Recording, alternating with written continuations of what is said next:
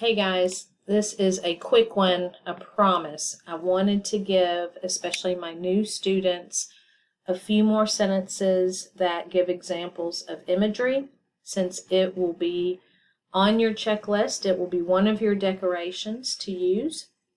So, very quickly, this just says that good writers are able to make their readers visualize what's happening, and using these imagery words and phrases are definitely going to help. It goes along with our figurative language, our descriptive language, and when you're writing your imagery sentence, you'll focus on one sentence and you'll try to pack it full of imagery words. That's not to say that you won't have lots of imagery sentences in your paragraph. I'm just talking about the one that you'll label. Here are some examples. So this sentence really appeals to sound words. I hear my son on the creaking wooden steps, footsteps that match my heartbeats.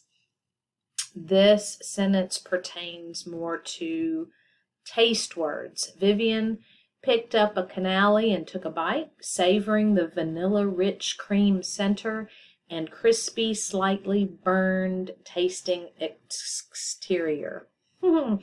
This one is one that focuses on words that appeal to our sense of smell. She didn't want to think of that on such a gorgeous day in the air that smelled of cherries and sweet green grass.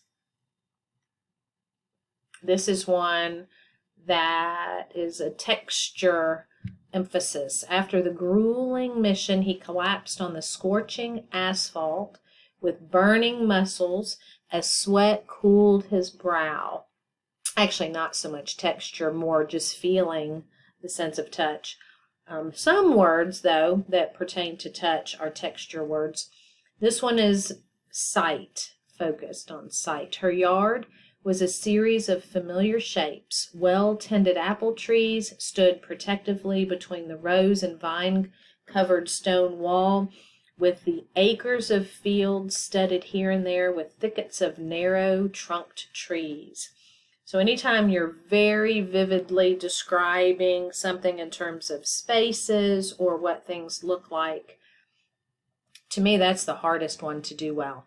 And then emotion. She was the closest thing to a daughter he'd ever have, a sturdy but slight girl, nearly gaunt with grief, and that grief was like a sinkhole drawing the whole room in. So this is just basically, as you're writing, ask yourself, what am I seeing in this scene? What is the character hearing or feeling? And then just answer those questions as descriptively and vividly as you can. Use your lists. I gave you lists this afternoon or this morning, and even just going through the lists will give you ideas for your imagery sentences. So the lists are actually a great place to start rather than end. I think look at the lists first. On your checklist, I'm actually not having you label in bold. I'm having you do the same dashed underline as you do your alliteration and personification. Just so it's all the same, I think that might be easier. Here's another example. Touch. As she removed the drenched pouch from the horse's leathery saddle, a searing pain brought her to her knees. This one is another. This one actually has two different senses that we're focusing on, emotion and sound.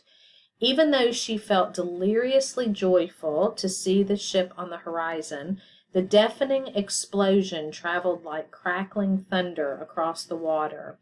So it's okay to focus on two, as long as you have three or more words of imagery that you are labeling.